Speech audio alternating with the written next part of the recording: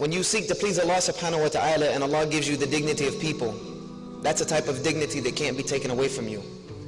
And that's a respect. Me and the brother that brought me here were talking about on the way over here, is that when you seek to please Allah, you get respect, even if people don't like you. Who cares if people don't like you? I don't care if anyone likes me. If you give me the respect that I deserve as a human being and as a Muslim and as a man, that's all I need. The only people I care about liking me is my family. And if they don't like me, then we got a problem. Then Yusha needs to fix some things. But who cares if the people don't like you, if they think you're crazy, if they think you got a bag on your head? Who cares? Let them laugh. You know why? You know why we should let them laugh? How many of you have ever heard the phrase, laugh now, cry later? Laugh now, cry later. That's for them. That's for them. And I even had this not long ago. I had a debate with a pastor and a couple of non-Muslims and atheists in New Jersey. And they were talking about one guy jumped up and said, why would anyone want to be a Muslim?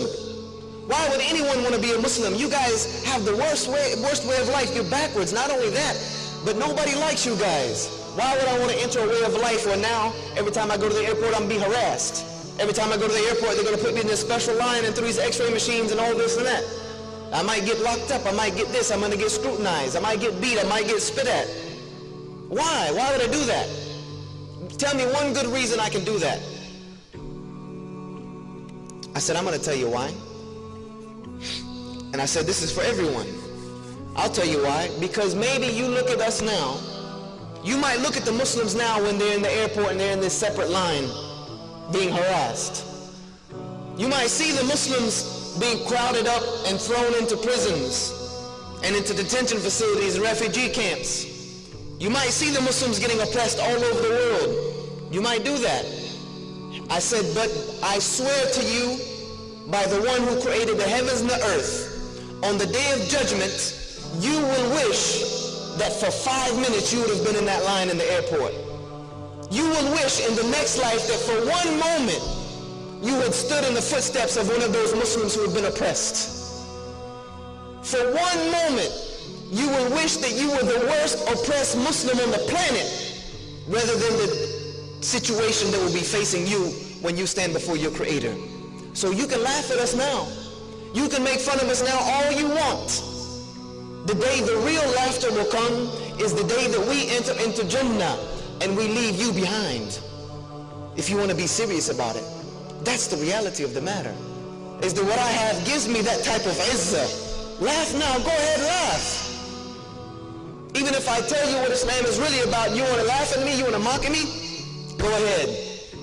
I'll actually sit down and let you finish, because I'm going to have my day. The believers will have our day, when they will wish that they were sitting on our side, when they will beg Allah, oh Allah, send me back to the world for 5 minutes. I'll be like them. I'll get in that line.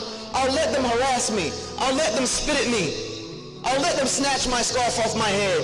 I'll let them put me in a refugee camp, oppress me, put me in Guantanamo Bay. They can put me wherever they want to put me, as long as I can stand with them today.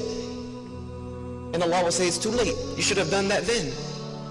You should have done it then. This is the reality of the situation, brothers and sisters. This is what you have. This is the gift that Allah has given you. It's not worth anything that anyone else can give you. It's not worth selling your dignity for. It's not worth trying to please and look fashionable and fly, and who cares about that? Who cares about that? The only thing I care about is what side I'm going to be standing on the day of judgment. Let them do what they want to do, brothers and sisters. Sisters, let them make fun of you, because I know you stick out more than anybody else. Let them go ahead and make fun of you. When they laugh at you, laugh inside. Just smile inside, knowing that one day, the only ones that are going to be laughing on the day of judgment, the only people that are going to be laughing is going to be the laughter of the people of Jannah. That's it. And that's all that really matters. Everything else is just garbage, they say. It's just peanuts. And that's not what we want. We want what Allah subhanahu wa ta'ala has prepared for the believers.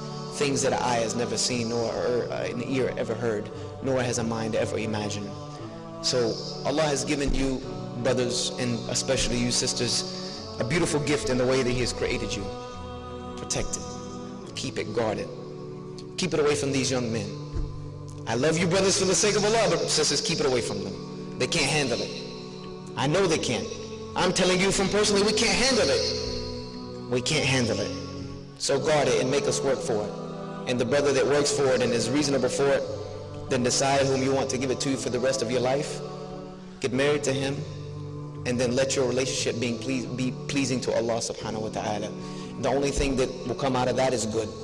And that's what we need from this ummah right now. أقول هذا واستغفر لي ولكم فاستغفروه إنه هو الغفور الرحيم.